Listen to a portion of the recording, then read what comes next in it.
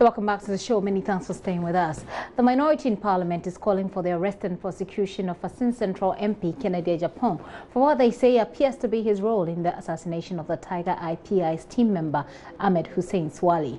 Hussein Swale was shot twice in the chest and killed last Wednesday. He was instrumental in the undercover investigations that exposed corruption in football in Ghana and across the continent. We'll hear from the minority shortly on this matter. But first, the family has been appealing to the general public as well as national and international bodies to assist the police to get the killers.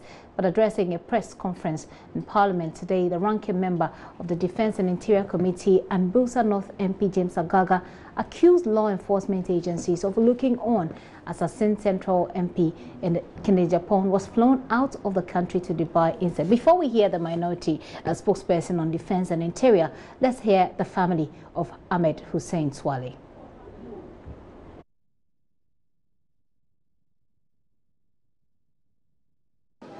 The family is ready and willing to cooperate and work with the law enforcement agencies to get to the bottom of this matter.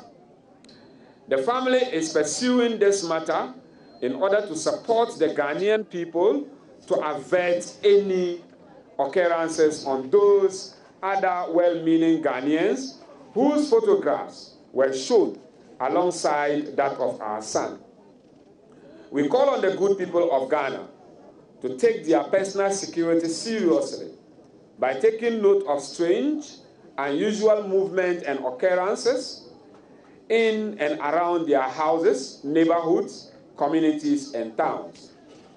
We would like to call on the Ghana Journalists Association, Media Foundation for West Africa, Association of African Journalists and Writers, International Federation of Journalists, Global Investigative Journalists Network, all foreign missions in Ghana, civil society groups, and the general public to support the security agencies and the Ghana Police Service with information, technology, and expertise to unravel the mystery surrounding the killing of Diviela Hussein Ahmed Swale.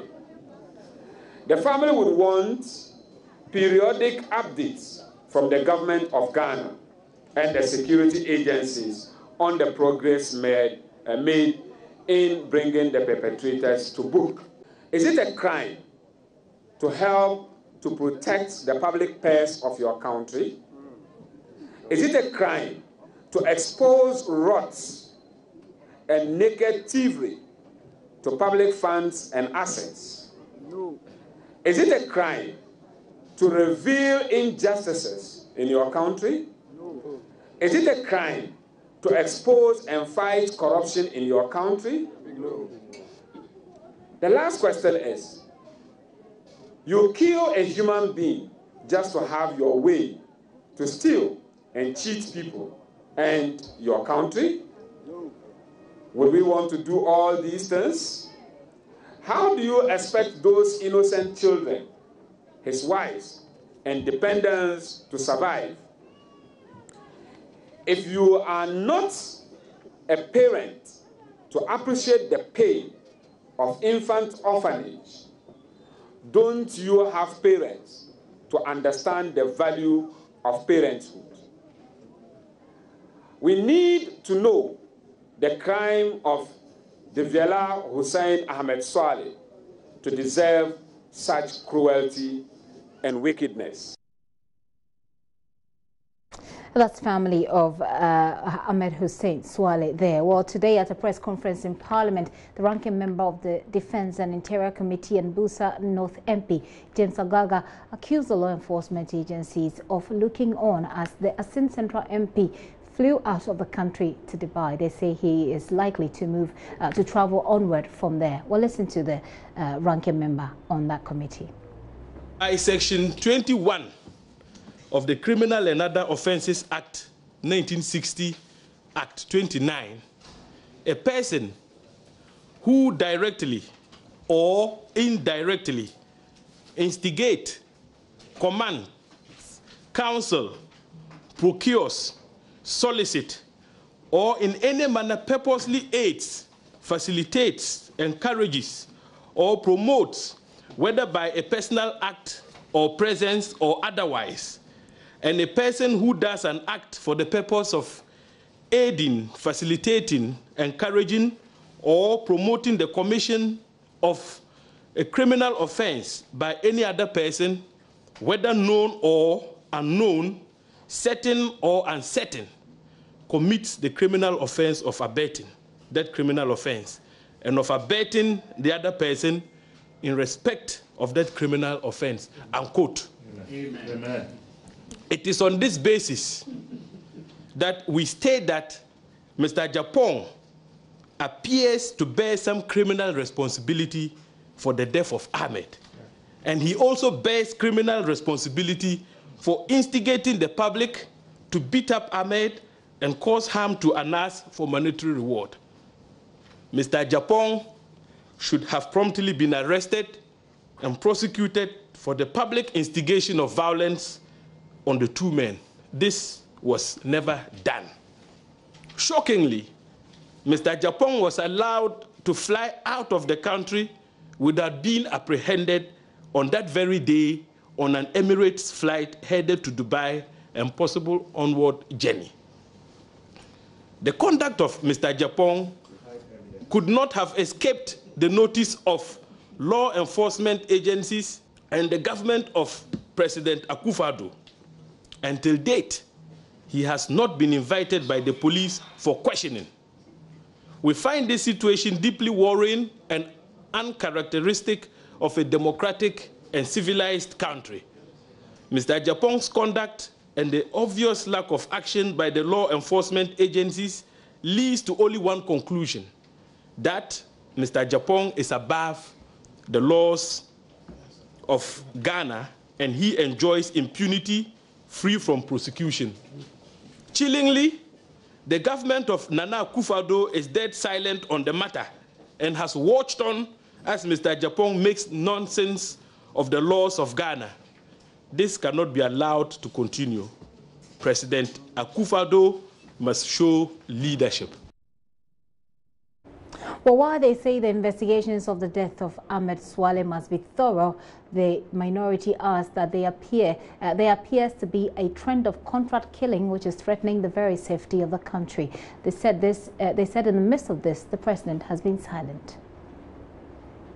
Apart from the gruesome murder of Ahmed Hussein Swale, the man Kralo of Pram Pram, Nene Achwere Benta III, was also killed by gunmen at Dodua on Thursday, 13th December 2018.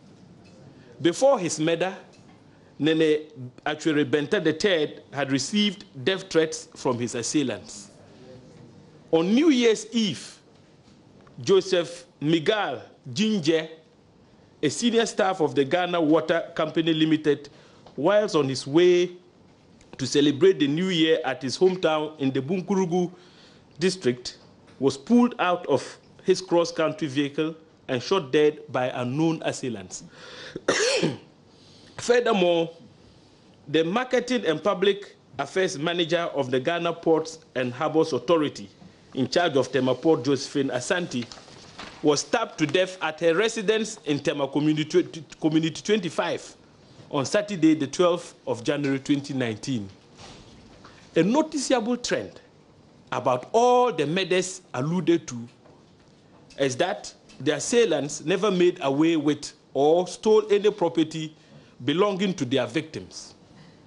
In the circumstance, reasonable minds ought to conclude that the killings recorded in recent times are contract killings. Ladies and gentlemen of the media, ever since President Akufo-Addo became president, the security situation in the country has become very porous to the extent that Ghanaians are now living in perpetual fear.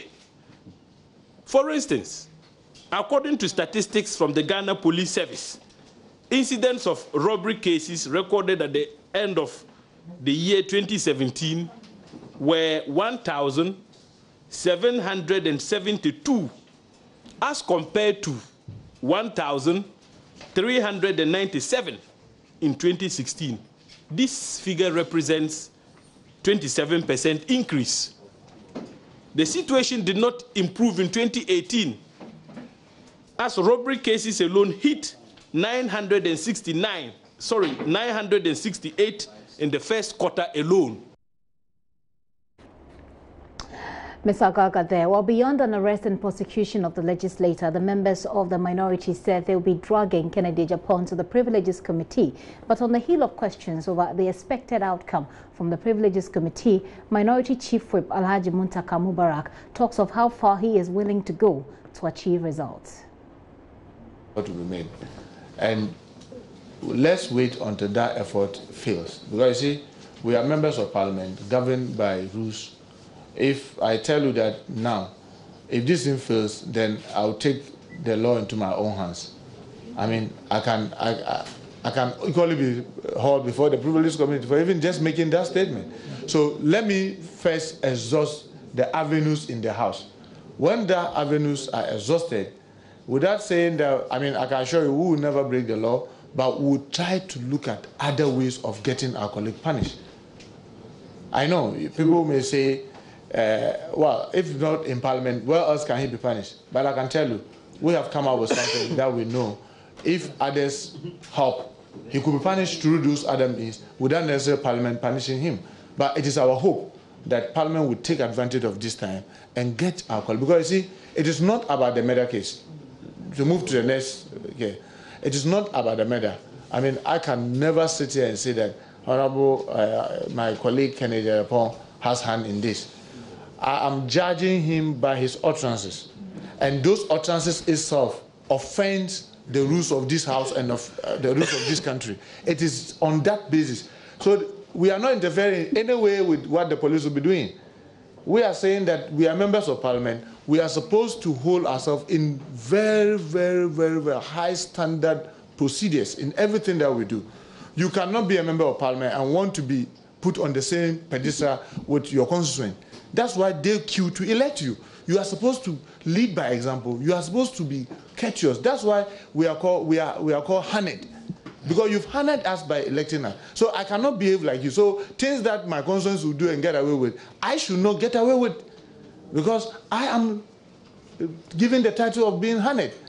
So it is on that basis that we think that Parliament should act on our colleague. But what the police is doing, if there's anything that they think we have that we can assist, why not?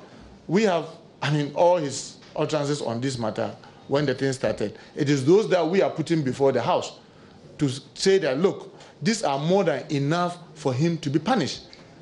For us to make it that ethically, as a member of Parliament, you cannot go throwing your weight and saying all these things and getting away with it, even if the crime had not been committed. Unfortunately, somebody has lost his life to do that. But we cannot say that he has hands in the killing. The police should continue doing their work, but we think that this House must act so that it prevents me, it prevents all other members of Parliament from taking the course that our colleagues are taking.